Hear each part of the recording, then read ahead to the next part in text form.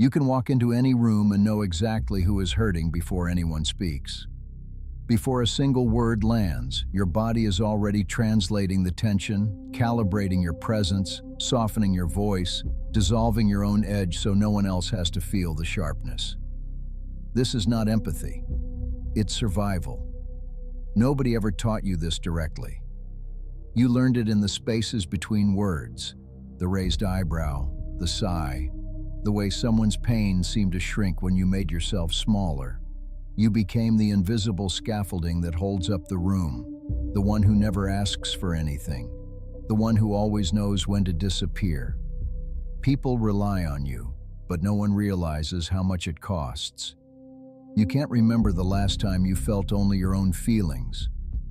It's late evening on a city train, the carriage half lit, your reflection ghosted in the window. The day is over, but your body is still in the last room, replaying the conversation where someone's frustration leaked out, and you caught it before it could hit the table. You remember how you adjusted your tone, how you offered a gentle reassurance, how you let your own tension dissolve so theirs could settle. The city moves past outside, but you barely notice. You're scanning every moment, replaying each micro-expression, searching for the exact place you disappeared. The train rocks, fluorescent light flickers, and you feel the weight of everyone else's day in your chest, layered over your own. You grip the metal pole, knuckles white, and wonder if anyone else in this carriage feels this tired from rooms they've already left behind. You don't just anticipate other people's needs, you preempt their pain. In meetings, you soften your opinions so no one feels exposed. In conversations, you mirror back what the other person needs to hear, even when it's at the cost of your own truth. You leave gatherings with a headache that isn't yours, a sadness that doesn't belong to you, a tension in your shoulders that you can't name. Every day you become more fluent in the language of other people's discomfort and less able to recognize your own. You forget what it feels like to speak without first checking the weather in the room. This isn't generosity.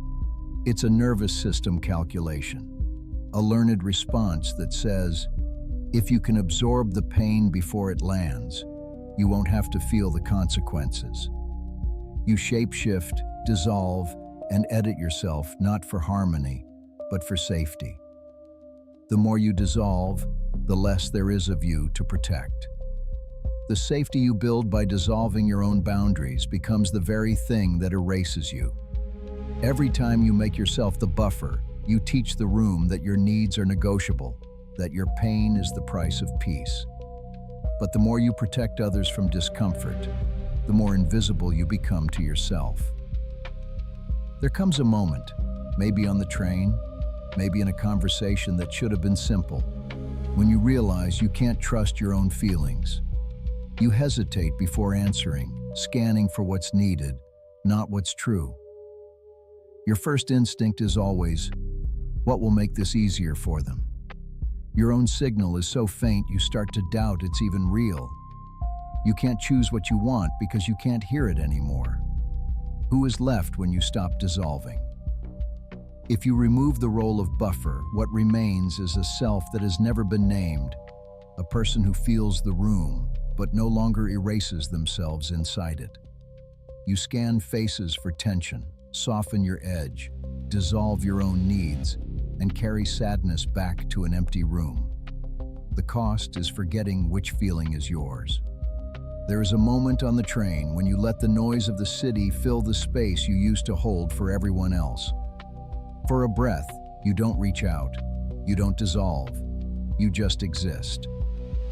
Noticing the collapse of self-trust shifts something fundamental.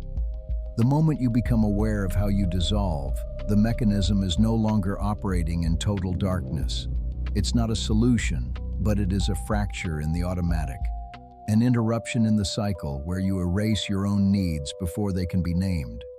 For a breath, you can see the cost, the sadness you carry home, the edge you soften, the way your own signal fades beneath the noise. This recognition is not an answer, but it is a pause, There is a next step after seeing the difference between what you feel and what you absorb, even if you're not ready to name it yet. When you let the city's noise fill the space you once held for everyone else, whose feeling is left in the quiet? There's a map for what happens when you become fluent in sensing others, but lose the signal of your own needs. The first fragment of that map is at the link in the description of this video on InnerCodex.app. It's not a verdict, just a hypothesis you can check against your own experience. This is where you can begin to see the cost of dissolving yourself to keep the peace, and what remains when you stop erasing your own voice.